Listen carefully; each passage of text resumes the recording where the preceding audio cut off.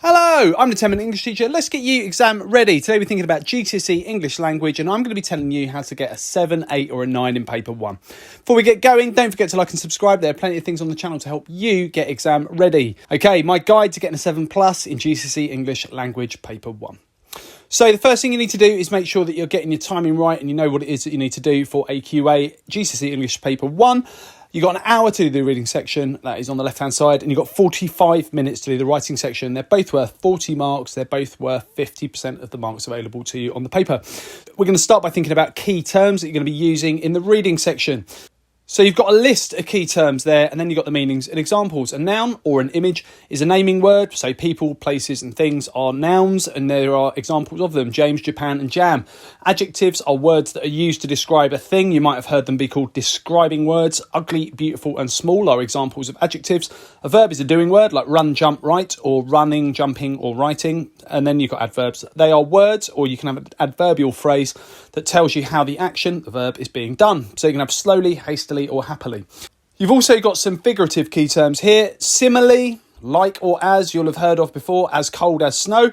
Metaphor is when something isn't like or as it is, eyes of snow. And personification is when we make something seem alive that isn't. The thunder roared in triumph. So there are examples of some figurative techniques that you might find in the extract. The exam board are likely going to choose something with similes and metaphors for you to think about. Knowing the key terms isn't where you get the marks. You should include them. Thinking about why they've been used and what they communicate is where you show off. So we've got the reading section to think about now. I'm going to walk you through it. You've got 4 things to do in the reading section. You've got the first 15 minutes to read that extract really carefully and highlight things of interest, and then you've got 4 things to list from the first paragraph. That is relatively simple and straightforward and may take you 10 minutes, but you have got to make sure that you're reading the extract and engaging with it carefully. Then you're going to analyse language in a chosen part of the extract, choosing 3 or 4 quotes. That is worth 8 marks. You should be spending about 12 minutes on that. Then you've got the structure question, and that's worth 8 marks, about 12 minutes of your time. You walking the reader through the extract and explaining what happens from beginning to end. And then you've got the mini essay question, which is worth 20 marks and needs 25 minutes of your time. It's worth half of the marks of the reading section. So we'll start by thinking about the source. You're going to be given something from the 20th century. This is an example of the sort of level of challenge you will be given. I'm not going to read that to you, but if you want to pause here and read that extract from a past paper, you're welcome to. I'm going to be walking you through each of the questions and what you need to do. So question 1, that is where you list 4 things. It will look something like this on the page. Read again the first part of the source from lines 1 to 5. List 4 things about, in this case, the bird in Alex's nightmare from this part of the source. So this question is meant to be really straightforward. Over 95% of students every year get 3 or 4 marks, so you don't really have to worry. It's to build your confidence. So here's an example of how you would get those marks. This bird in the nightmare is black, enormous, has yellow claws, and it crashed into the window. So this is meant to be straightforward, meant to give you all 4 marks, and then you move on. And that takes us to question 2. Here it says, how does the writer use language here to describe the effects of the storm? The only thing that's going to change on the day is that final part of that question, depending on what it is you're given to read. So you could include the writer's choice of words and phrases, language features and techniques, and sentence forms. Almost nobody is going to comment on sentence forms. What you're going to probably need to do, and is best to do, is think about some interesting uses of language, similes, metaphors, any uses of adjectives or adverbs that strike you, and then think about what they communicate and what ideas are being elicited by them. Choose 3 or 4 to write about in your response. So here's an example of 2 that I would be using from that given extract. It's a storm that's being described and I've been asked to think about the effects of it.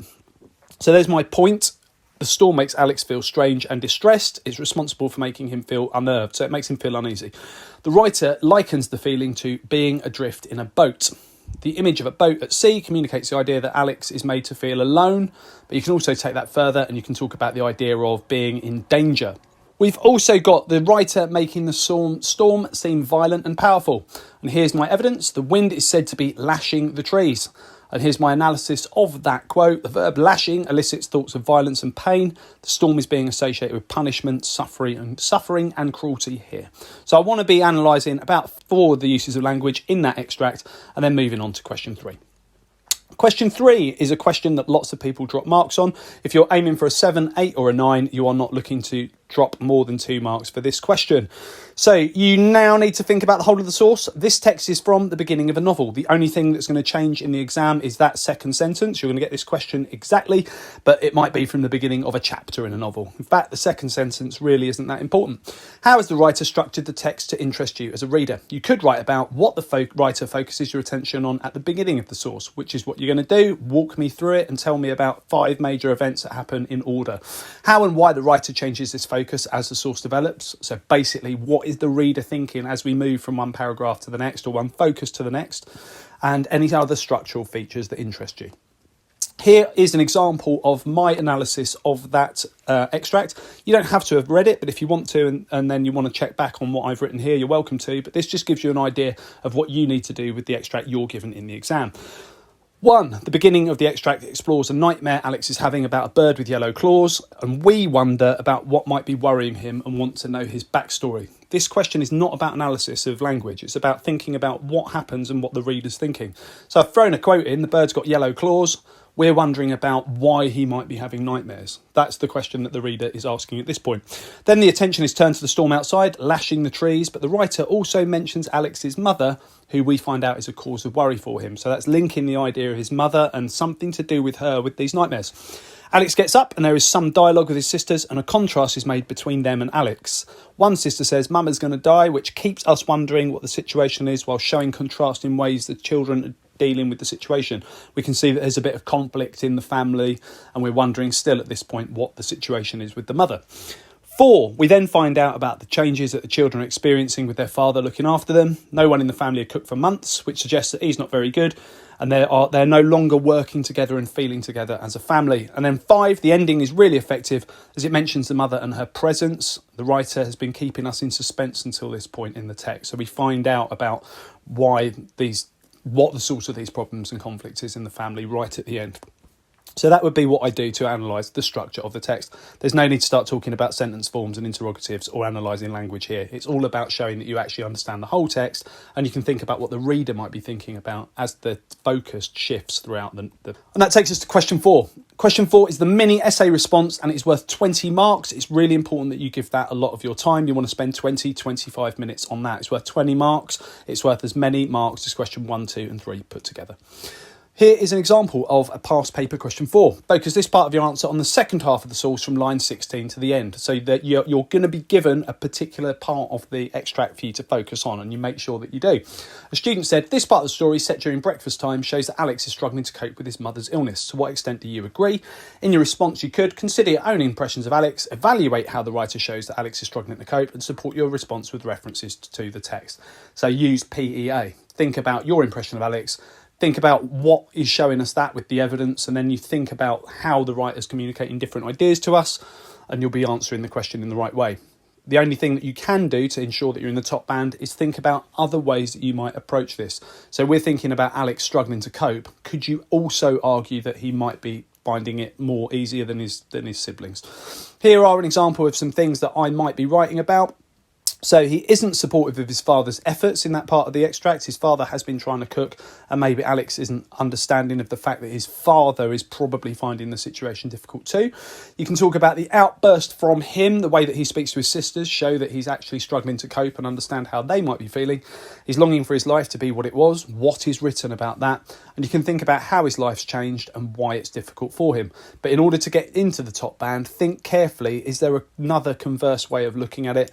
You could argue that he's coping better than his sisters, and therefore you could say that actually he is coping and showing quite a lot of strength as well. There are 2 ways of looking at Alex in this extract, and when you get an extract in the exam, that is what you need to do. Think about a different way that we might approach it if you can. That takes us on to thinking about what it is that we have to do for question 5. So question 5 is worth 50% of the marks. It's the writing section, and here are my top tips for that. Paper 1 ends with a writing section that involves you needing to respond to a focus, a scenario, or choosing a picture to write about. So you're going to be needing to very carefully plan and edit your work. Spend the first 5 minutes coming up with a decent plan, and at the end of it, you need to edit. You're going to be marked for your techniques, your ideas and direction, the sentence forms you use, your paragraphing, your punctuation, so make sure you use a semicolon in there somewhere, some high order punctuation, your vocabulary, and your accuracy, which is why you need to edit at the end. It is worth 50% of the marks on the paper. It needs 45 minutes of your time, and the first 5 minutes you spend planning and the last editing. So plan your response. This is how you will do that. So I'm giving you a bit of a scenario here. Imagine you're being asked to write about someone being daring, or someone doing something risky, something like that, or someone taking a risk, or someone having to be brave. If you get a question like that, this is what you could do to plan. I've chosen 5 or 6 ideas, and then I'm going to work through them. And to be fair, if I don't even make it all the way through my plan, it's not the end of the world, but I'm going to have some direction when I start to write. I'm going to start with somebody looking at an abandoned house with friends, a bit cliched, but it will work. They're being dared to go inside. I might have a bit of dialogue. I'm going to have my main character looking through the window, and what he sees when he looks through the window into this abandoned house is going to be described. Then he's going to go inside. He's going to be looking at the photos on the wall. I might have some furious looking couple in black and white in a frame that's cracked. And then at the end, I'm going to hear the back door opening. So this person realises that they are no longer alone in the house. Another tip for you is to make sure you write in paragraphs when you begin to write your response. It's really important that you do. You will not get a 7, 8, 9 if you are not writing in paragraphs. This is why we use them for times, topics, person, place. So anytime we're changing direction in our writing, we're starting a new paragraph. Anytime someone is a new speaker, if you're introducing dialogue, every single speaker, every change of speaker, you use a new paragraph, and you can also use them for dramatic effect. One sentence paragraphs work really well. But a bit of advice to you, if you don't know how to do that and it's not something that you're fluent doing, just start a new one every half a page. You won't be wrong, but you will be wrong if you hand in 3 pages of writing without a paragraph. Use a range of sentence forms in your writing. That's also important, and here are some ideas to help you out on the day of the exam. So we've got 3 different sentence forms in the left-hand side. I'm going to tell you about fronted adverbials, foregrounded noun phrases to use in sentences, and relative clauses. This is what they are. So the fronted adverbial is where you use a phrase that explains how, or word that explains how, when, where, or why something's being done. Relatively simple. Just make sure you use a comma afterwards. There's my example. Slowly, she walked forwards. But you could also have, as the sun set, she walked forwards. But you always have a comma after the adverb or the adverbial phrase. Here's a foregrounded noun phrase. So you're using a noun or an adjective as your first word, and there's an example of that. Angry clouds began to swell. If you start every sentence with the, I, or he, it's a little bit basic and a little bit pedestrian, bit boring. Starting with a range of interesting first words is definitely a way of increasing your marks on the day. And here's an example of something called a relative clause. You're going to cut into a sentence with commas to tell me something extra. So the boy in this sentence is the subject. I cut in with commas, and then I give you a little bit of extra information before returning to my train of thought. The boy, who was already having a bad day, realised he had lost his wallet. Relatively straightforward to do, but you need to make sure that you're actually giving yourself the opportunity to think about including some of those sentences while you write, rather than just furiously letting your pen do the work. At the end, you are going to edit. The students who get 9s are ordinarily the ones who do. So here is an example of a piece of writing that isn't too bad, and then we're going to make it better. With fear, he looked through the window and into the house. The room was dark and dirty, and dust lined the furniture. On the wall, there was a picture, an old black and white photograph in a frame, but Zach couldn't make out what it was of. He was certain that the house was empty, and he was certain that his friends would bully him into entering. Zach climbed down from the ledge and returned to his friends. Now, it's not too bad, but it's not completely accurate, and it could be a little bit more ambitious. So at the end, spend 5 minutes having a look over your work, and this is what you can do. So put a line through words that you want to change. So if you want to change any of your vocabulary, do it this way. That is the correct way to do it. 1 line through and then right above. So instead of fear, I've gone for trepidation. Instead of dirty, I've gone for sullen. And here, I've realised that instead of having a comma, I could actually get rid of but, and I could have a semicolon instead to be a little bit more ambitious. And I've also realised I'd put off when I meant of. And I've added a word here, and to do that, you use an arrow. I've put that he despondently returned to his friends. Doing that at the end is going to be the difference between a grade, and it could certainly be the difference between an 8 and a 9 for you. So to take it further, watch the video again and mute the sound, and you do the talking. Another thing, can you rewrite my clock pictures for the timings for each question without looking? And also, why not try one of my walking talking mocks for English Language Paper 1? All you need is a piece of paper and a pen, and they're available in the playlist. Let me know how you get on in the comments section after you've done the exam. It'd be great to hear from you. Check out the other videos on my channel. I'll continue to add content. Feel free to ask something you'd like to see me cover in the comments section. Don't forget to like and subscribe and share, and keep revising.